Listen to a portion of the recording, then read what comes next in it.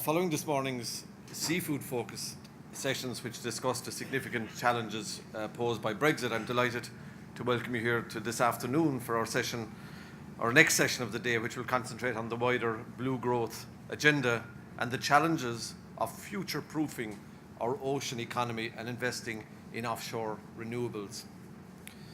This year's summit agenda encompasses a broad range of sectors and will explore the challenges and opportunities for our marine sector with a focus on Brexit, sustainability and markets. This afternoon's first session puts the theme of the summit within a wider context of climate change and sustainability, as future economic growth and human well-being will depend upon our capacity to deal with and adapt to a changing ocean environment.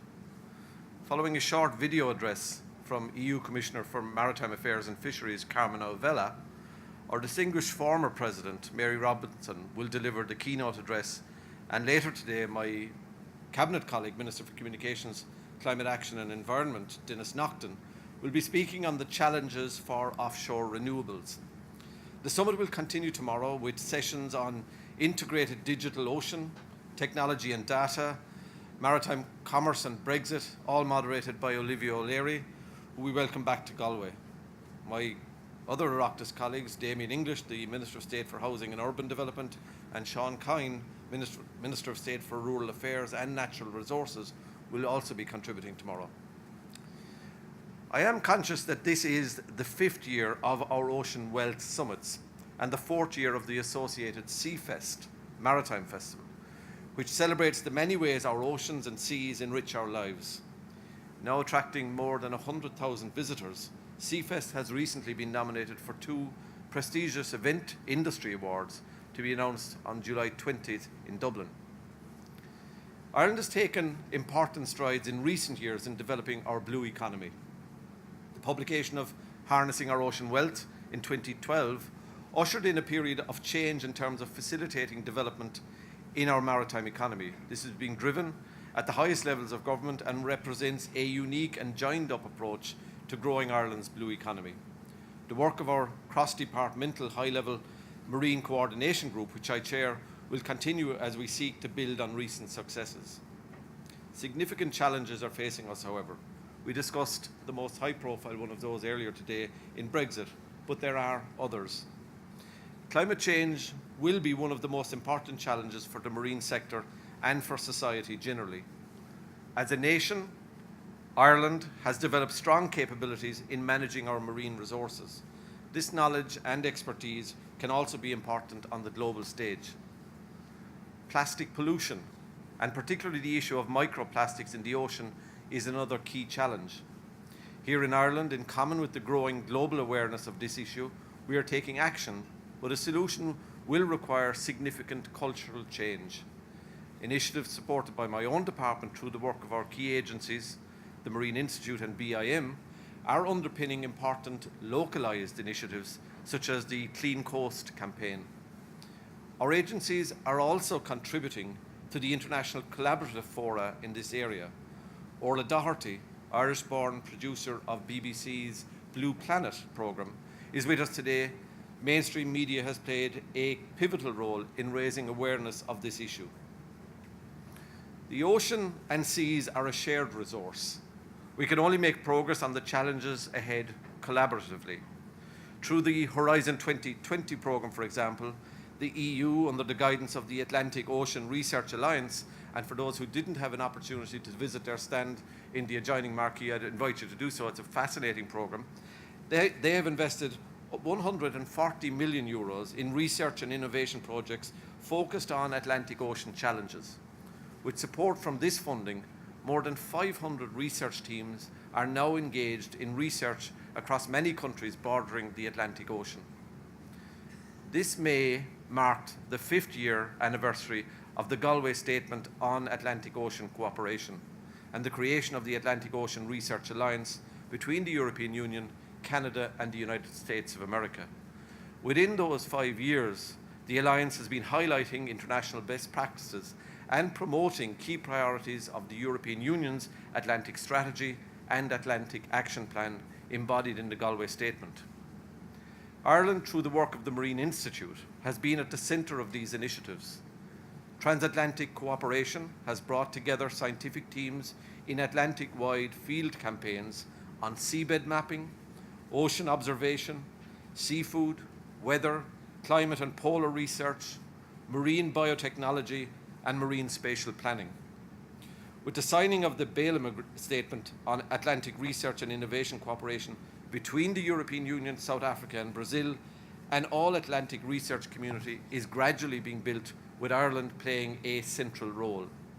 The alliance, using the latest technology to map the Atlantic, is making groundbreaking discoveries like previously uncharted undersea volcanoes and mountains, circulation patterns, and more. These coordinated efforts are helping to create a blueprint for the next generation of ocean observation. And there's still more to uncover: new sources of energy and food, potentially life-saving medicines. Learning about our oceans will enable us to create a world with better navigation, better weather prediction, smarter search and rescue, health and thriving sustainable seafood industry to feed generations to come. The recent proclamation of the United Nations Decade of Ocean Science for Sustainable Development will gather ocean stakeholders worldwide for a common framework that will ensure ocean science can support countries in the achievement of the United Nations' own Sustainable Development Goals on the oceans. The updated economic statistics published today indicate that the direct economic value of Ireland's ocean economy now stands at €2 billion, or approximately 1% of GDP, which represents a 21% increase on 2015 figures.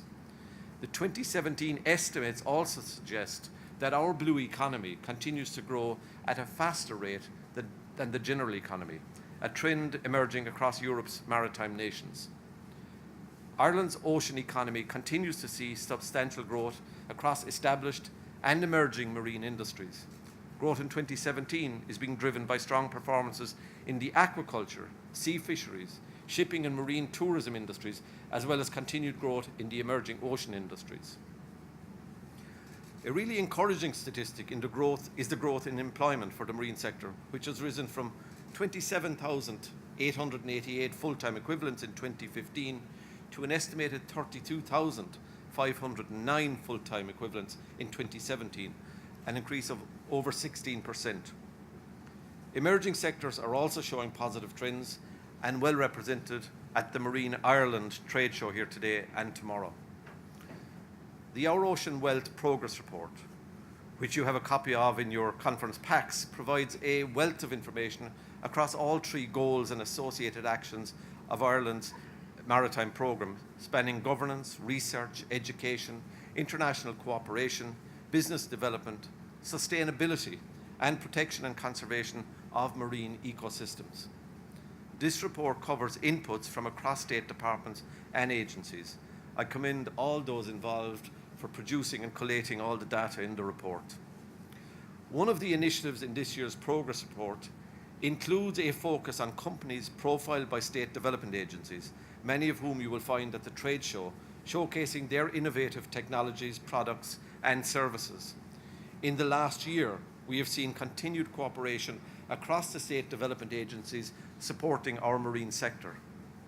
The integrated and coordinated approach to developing our blue economy is evident in the progress report and on the ground today at the Summit Trade Fair and from tomorrow over the weekend at Seafest. Under the collaborative banner logo of Marine Ireland, we have seen Irish SMEs showcase their products abroad. For example, Marine Ireland stand at the Oceanology and Blue Tech Week in San Diego, London and Oslo. The government marine strategy places a focus on several emerging marine sectors such as marine ICT and IoT, the Internet of Things, marine renewable energy, marine biotechnology and maritime commerce. Ireland has also invested significantly in developing its research and innovation capabilities in ocean observation to support a growing national blue economy. Irish expertise in areas such as sensors, platforms, communications, robotics, informatics, computer vision, and advanced materials are being leveraged to deliver new ways to drive innovation and growth across global marine markets. Enterprise Ireland and client companies exhibiting at the trade show demonstrate the capability of Irish companies in this space.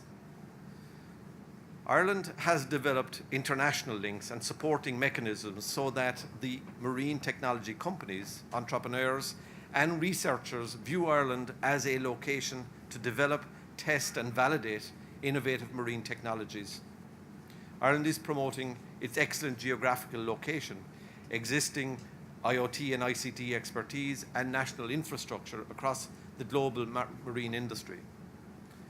Enterprise Ireland, in cooperation with other government agencies, has developed the Irish Marine Industry Network to facilitate increased national cooperation in the marine sector and outreach with international partners.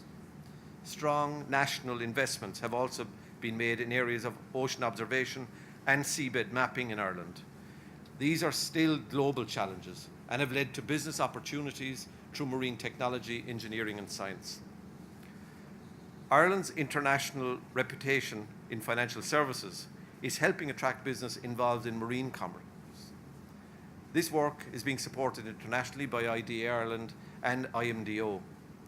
There are other initiatives being pipelined, too numerous to mention here today, but evidence that our marine sector is healthy and buoyant and poised for further growth is all around us. Sustainable expansion of our ocean industries need to be underpinned by a marine spatial plan. The Marine Spatial Plan roadmap, published by government in December last year, has led to a focus on this area at central government level. The attendances at recent Marine Spatial Plan public consultations show the level of interest in our seas. Science underpinned by professional research, good governance and reliable data will provide the key to our sustainable maritime future. If we look to the ocean to provide us with answers to some of our key challenges, such as sustainable food supply, energy and healthcare, we need to ensure that the resource itself is managed smartly and sustainably, protected and properly mapped. By pursuing a sustainable developmental approach in areas such as fisheries, energy and other important economic areas, and minimizing pollutants from entering the oceans, we can successfully harness our ocean wealth for the benefit of all, including the coastal communities who depend upon it most. I hope you have a very enjoyable session this afternoon. Thank you very much.